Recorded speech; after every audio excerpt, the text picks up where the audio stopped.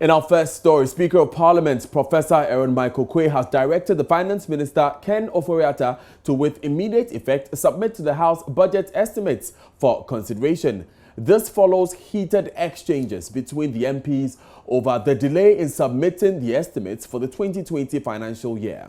Minority Chief Whip Alhaji Muntaka Mubarak, who was the first to draw the House's attention to the delays, observed that the Finance Committee assured them of presenting the estimates even before the conclusion of the debate on the election year budget, but that did not materialize, arguing the untimely submission of the estimates would force members of the House to approve them without proper scrutiny. We have not a single budget estimate in the House. Because we are expected to play our oversight effectively and to do due diligence before approval on the floor. Mr. Speaker, my worry is that if the principles were approved yesterday and as of today, not a single one of our committees are going to get ready to start work. Mr. Speaker, what we mean is that this week will end, and then the ensuing week, business committee has got a program from Monday onwards for submission of reports. Because this is going to create a very big problem for all of us. And that's what sometimes creates the late evening sittings. Mr. Speaker, I don't think that's fair, and I think our colleagues opposite, especially the leadership, must do well to get the Minister of Finance, the other relevant agencies to furnish us with the details. And the Speaker, this has been raised at the Business Committee, and assurance were given that it was going to come before even the end of the approval of the policy. And yet, the Speaker, a day after the approval of the policy, we don't have a single budget estimate. Mr. Speaker, I think this is a cause for concern. And I hope that you will give guidance for the leadership of the majority to get us the details so that we can get to do our work very well. Thank you very much, Speaker.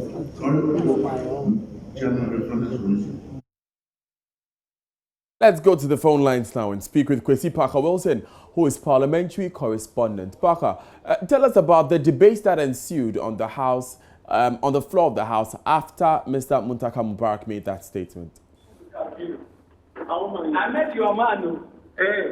Right, Parker, if you can hear me, we want to know what kind of debates took place today after the Minority Chief Whip made that statement on the floor. So the first Deputy Majority Whip, that is Honorable Matthew Yendam, argued that about 4 budget estimates are ready for consideration. So the Speaker asked whether indeed it is before members of the House at the moment, and then he said no. So there and then the chairman for the Finance Committee, Makisibe Yabua, said that, well, he has been in touch with the Finance Minister, Ken Ofori-Atta, and he has assured them that by the close of this week, that is on Friday, they will submit the budget estimate for the consideration of the House. You can listen to him. The estimates will be in the House. By the close of business this week, the estimates and I'm in touch on a constant basis with the Finance Ministry. And we have this program at the Finance Committee to meet over the weekend to consider the estimates. And that's what I'll urge other committees to do, to go ahead and program to meet to consider the estimates, which will be in the House latest Friday afternoon. So you see that. Yes, the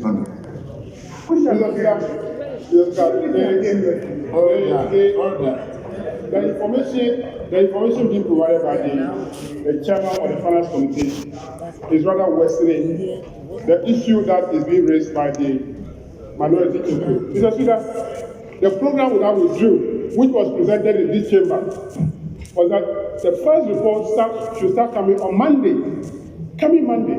And at the Business Committee meeting, we insisted that by Tuesday, that was yesterday, the estimate should start coming so that those committees can start working today.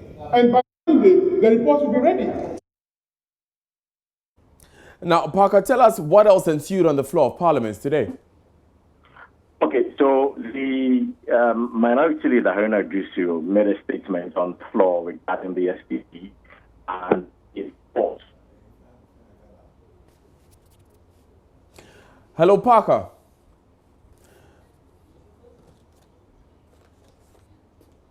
Unfortunately, we could not maintain that connection with Kwesi Parker Wilson. Apologies. But the Speaker of Parliament was unhappy with the delays, ordered the Finance Minister to submit the estimates immediately for consideration. I have just received a note that 4 estimates are ready. I want to emphatically say that which are ready are sent to honourable members of Parliament and distributed accordingly. If the matter is not before this floor, honourables, that matter is not ready. If there is something ready, may the relevant persons run and place them in the face of this honourable house immediately. But for now, they are not honourable. Honourable, I'll be glad if you will listen to me.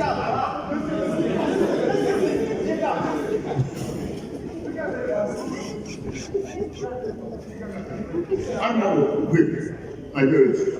I'll be glad if you kindly listen to me and ensure that which I'm getting in writing here, someone's handwriting here, is actually manifested by it being placed in this honourable house. Then you can say the matter before the house. So let us go by these. It is a fact that budget estimates must quickly follow the debates on the principles so that the identification will do our job. I will want you to please, you are the most senior person here, convey this immediately to the Honourable Minister for Finance that we want the documents and we want them now to approve them for him, and if you have any concerns to raise it accordingly. This, I believe, is a genuine parliamentary demand. Please. Away from Parliament, but still what concerns a member. The member for Commander Edina Eguafo Abrim constituency, Samuel Atamil, says he hopes issues surrounding the Park Agrotech Company Limited with poultry production will not affect their ability to effectively run the Commander Sugar Factory. On Tuesday, the Ministry of Trade and Industry unveiled the Indian company based in Ghana, Park Agrotech Company Limited, a subsidiary of Skylark Group of Companies, as the winner of the bid to manage the factory. Less than 24 hours after the announcement, there are concerns the company may have a dented reputation and that could harm its new role. But Mr. Atamils hopes this will not happen. It's a welcoming news. I wish the company well, and I hope that whatever issues they may have had in the poultry industry will not be the same as they will have in the sugar factory. I am prepared to work with them. What we need is jobs. If you go to Commander right now, it's almost a ghost town because there are either fishermen or farmers. Now, fishing industry has almost died out there because this government that came in has not been able to provide enough permits for them to go to fish. So most of the fishermen, if you go to Commander right now, most of the men out there have either gone to Ivory Coast, Sierra Leone, or whatever other West African countries to go and fish out there. So it's mainly grandmothers and grandkids. This is not how Ghana is supposed to be. So if this company will come and help and run this community sugar factory and provide jobs, I'm sure most of the farmers will, most of the young men will come back and then get involved in the sugar production. I have lots of concerns, but my main concern is for this sugar factory to start running. Okay. The government of Ghana spent $35 million to build this thing. Why would we let it go to waste?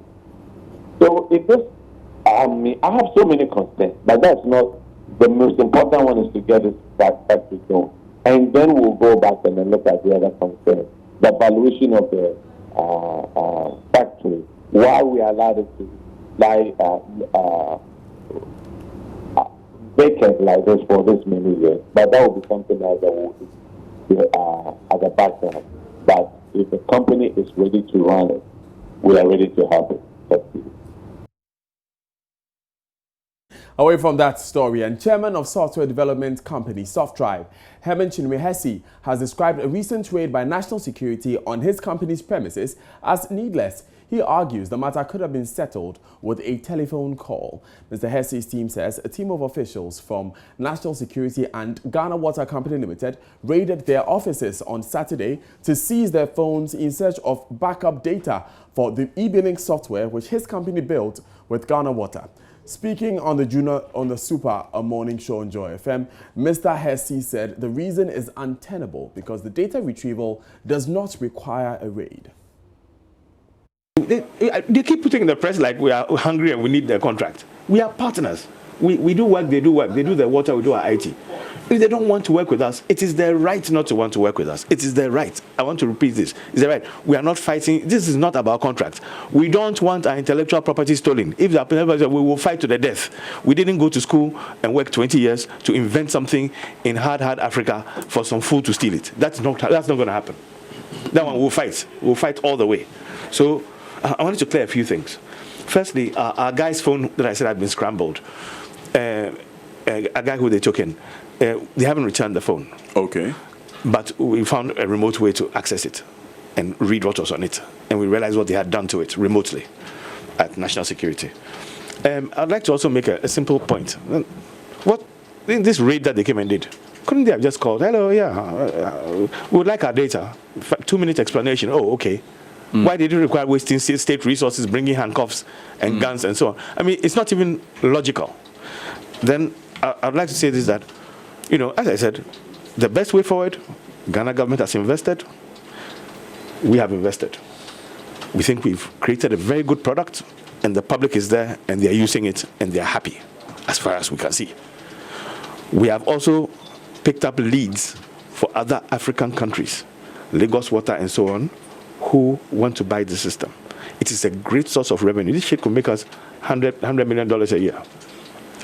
It will be a sad, sad day if these shenanigans cause Ghana government to lose that investment. It will be lovely to have Ghana Water making money from water and also making money from their expertise, because what the agreement was that when we go into other countries, we do the technology, they do the training. So all the guys will get consultancies and so on. And Ghana Water as an organization will make a lot of money. This is quite novel. We are very proud that we recommended this model. We could have just gone, taken the World Bank money and gone home. We structured it like this so everybody will win. And Ghana government will end up owning intellectual property, which is a new source of revenue for the government. Rather, we are suffering for this. So there's that. And then the last thing I'd like to say is hashtag bring back our phones. Bring back our phones. Our phones are still with them. Let's do the decent thing. Okay. Decent people, bring the phones back. Hashtag bring back our phones. So that's the last thing you have to say. But we still have a few questions. In the first place, I have a listener here who says that if I tell you, and I have her permission to read this verbatim, said, if I tell you that up till yesterday, I was in my compound fighting with Ghana Water officials, you will not believe me. The Momo system is whack.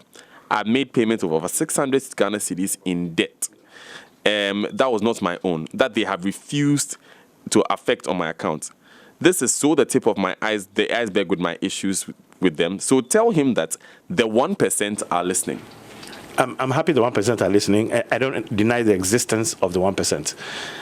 Don't forget that not everything is technology related. There's also administrative issues. If you put in the wrong opening balance when the system started, you may have a carry forward of, but it's not the plus this month minus this month. That is simple. That we can do. So there are such things. And every month we are fixing them and they are reducing. I think they're under 1,000 now, out of 500,000. Under 1,000? Yeah, and coming down, and coming down, and coming down. Every month, us and Ghana Water work together. We pick up people like her, and then we work together, come up with a solution, and we fix it. It's data. It's not the software. It's the data we are fixing. Because the old system had so many challenges that a lot of data that came from there had problems. And don't forget the old system, the back was open. Unlike ours, the back was open, so somebody could tamper. Ours can't be tampered. So when we see people trying to access the back, we are very worried, very worried. So just a clear answer to this one. You are collaborating with the board chair in spite of the fact that you think this is not necessary, his audit is not necessary? Well, I think that we'll sit down and talk and explain to him further so he understands it's not necessary. But you are the users of the system. We don't know. If they write to us and say there's a problem, we'll fix it. So did you take part in the selection of any experts from Ashesi or from Kofi Annan Center? Mr. Antonio, told Mr. Antonio he wanted a third party in the deal.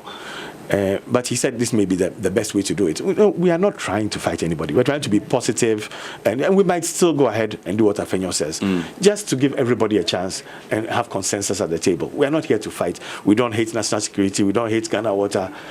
Ghana government has invested. We have invested. Let's go together. Let's make money. Away from that story, stakeholders in the education sector have been discussing ways to decommercialize education to ensure the poor can also afford quality education. With concerns of privatization of the sector being championed by some international aid agencies, the stakeholders believe any attempts to cede the education to private sector entities will be a disaster for the country. According to them, the already advantaged few will continue to remain privileged at the expense of the poor and marginalized in the community. Despite Deputy Education Minister Dr. Yao Osei Educhum, who represented the MPP at the dialogue, says his party would not adopt education policies that will leave the poor even poorer in the 21st century knowledge age.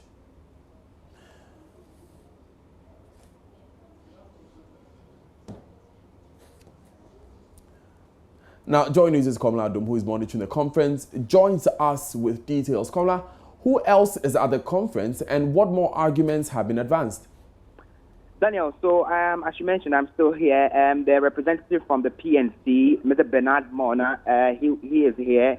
He's been making a case on behalf of his party, the PNC. He says, for example, when it comes to education, when you look at the northern belt and then the southern belt, there's such a huge gap between these two belts because many schools and individuals in the northern part of the country are deprived, very rural individuals, and so they are unable to access education, which is not public and which is not free.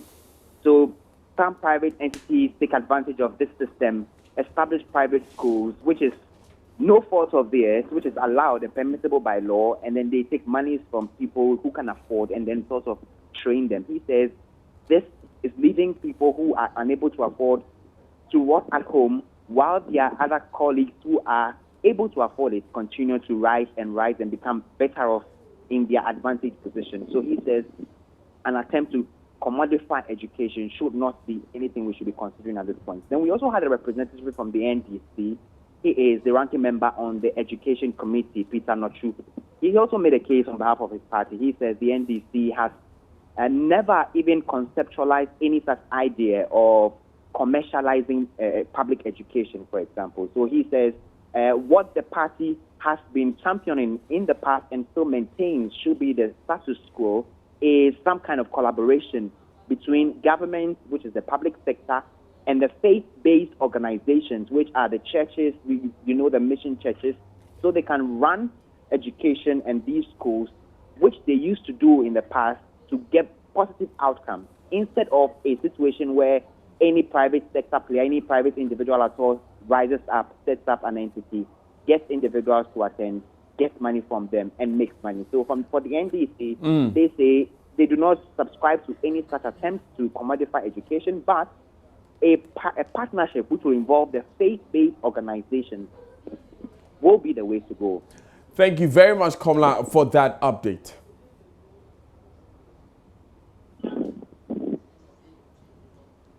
We move to other issues, and Chief Policy Analyst of Ghana Institute of Public Policy Options, GIPO, Dr. Charles Reku Brobe, is joining calls for the postponement of the December 17 referendum.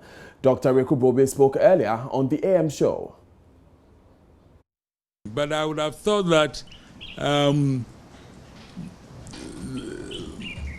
suggestion of maybe a temporary halt to relook at the whole thing and the way in which it has been put out, and then try to achieve consensus, and then go back to do the necessary amendments both in the House and to the whole country, might be a very, very useful exercise. I mean, unfortunately, we are at the end of 2019, and to all intents and purposes, the competition for next year's general election has started, and many things which we may desire that we think are necessary, may be misconstrued and be looked at in the context of the political contest that will be coming a year from now.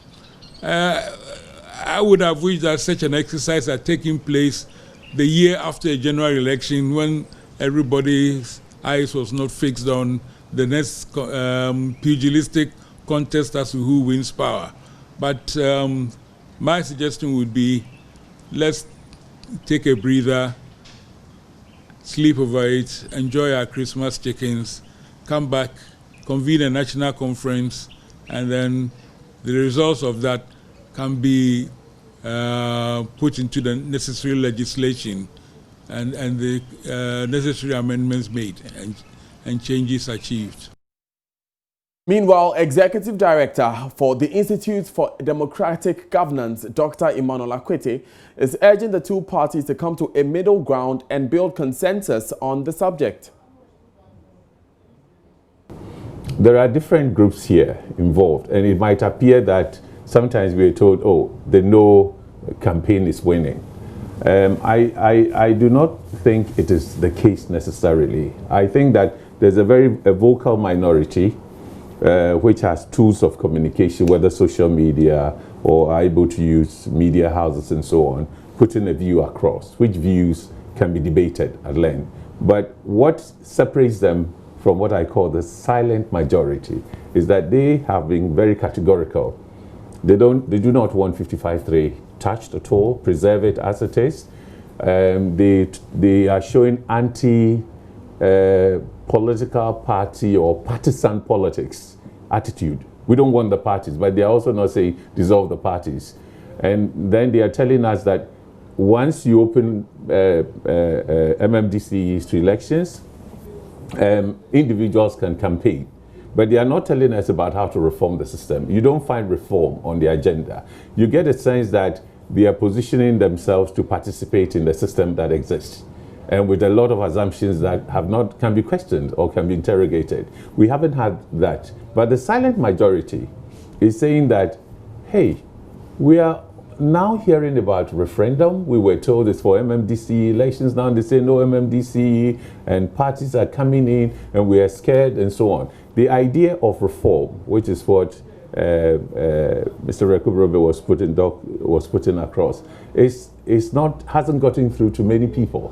In fact, that is what is making the difference. Going forward, I think that if it's the silent majority we should listen to, it shouldn't take us a year or something. I think a couple of months, where some have suggested 3 months, February, because of the elections, you can't go beyond. If the machinery for education is placed, if a team that would engage on both sides is also in place, and they are putting all the pressure, and the public is also adding its voice, I think in the critical areas, consensus probably could be built, but many more would come to accept the idea. Now, the Media Foundation for West Africa is asking Metropolitan Municipal and District Chief Executives to be proactive in making information available to the public. This, according to the foundation, will facilitate effective functioning of the Right to Information law when it is fully implemented next year. Officials say the law can be useful only if interest groups at the local level open up to the public. This came up at a sensitization forum for MMDCEs in the Ashanti region. Mahmoud Mohammed Nuruddin has this report. Pressure and human rights groups in the past 4 years have pushed relentlessly for the passage of the RTI bill into law after it delayed in Parliament since 2010. The law, which will be fully operational by next year, will afford citizens the right to information subject to such qualifications and laws necessary for a democratic society. The Media Foundation for West Africa is engaging media practitioners and other stakeholders, including MMDCs, to build their capacities on the Right to Information law. We expect them to give a step-down training or a step-down information from what they have received to their officials at the district level.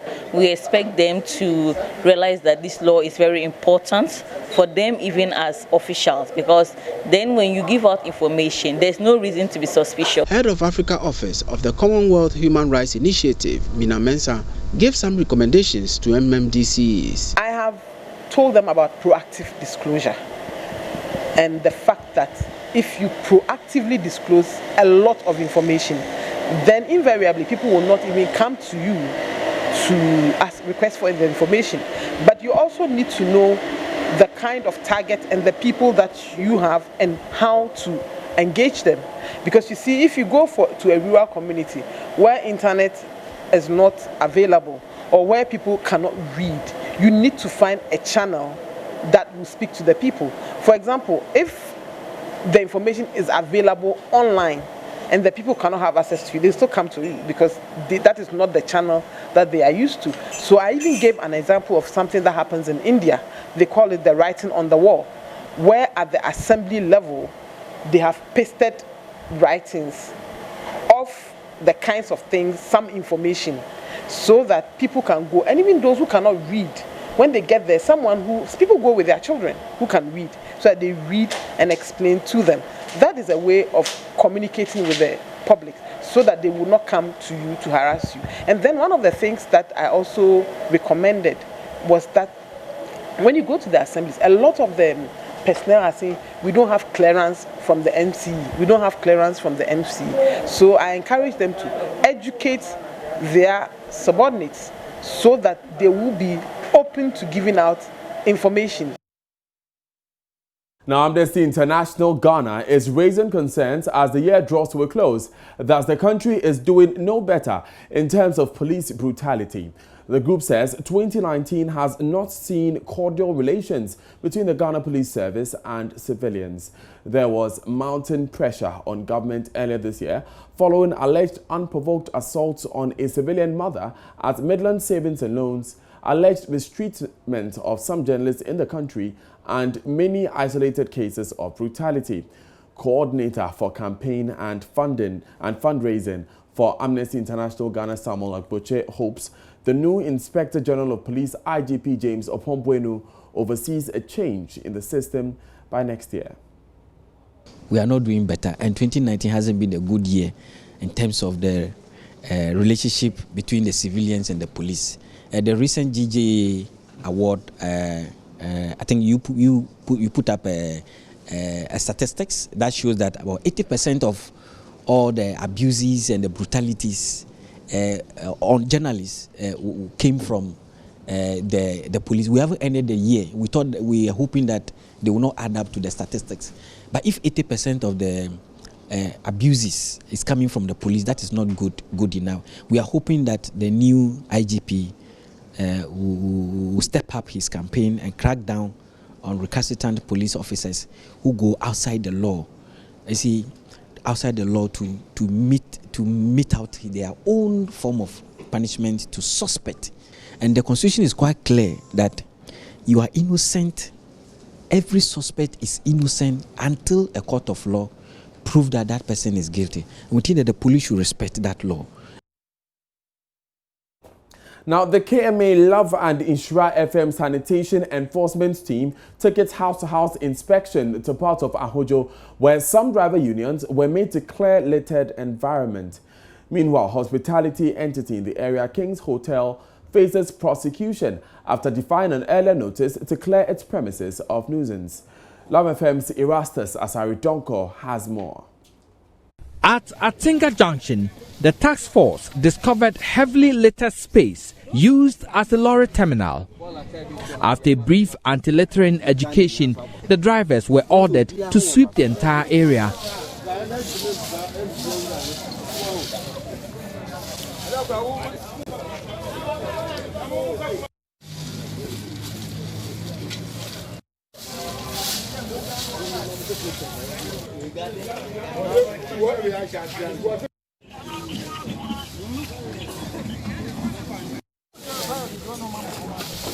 A woman who attempted to dump her trash on this heap was also given a broom to join the task.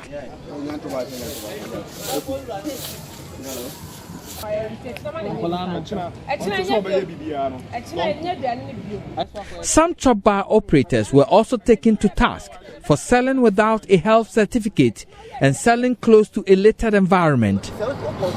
At King's Hotel, managers were cited for keeping insanitary premises characterized by green algae-infested pools, badly managed septic tank, and a messy private toilet.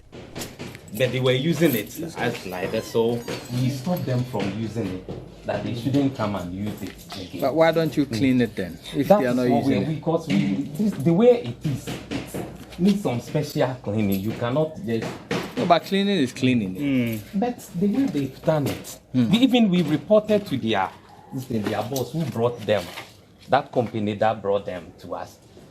After 3 weeks of unabated nuisance, authorities have decided to proceed with prosecution of managers of the hotel. Godfred Ba is environmental officer. Give them a week to sanitize the whole compound. But today is the day that we do the re-inspection, and we could see that, as the viewers can see, they couldn't do something into our expectation.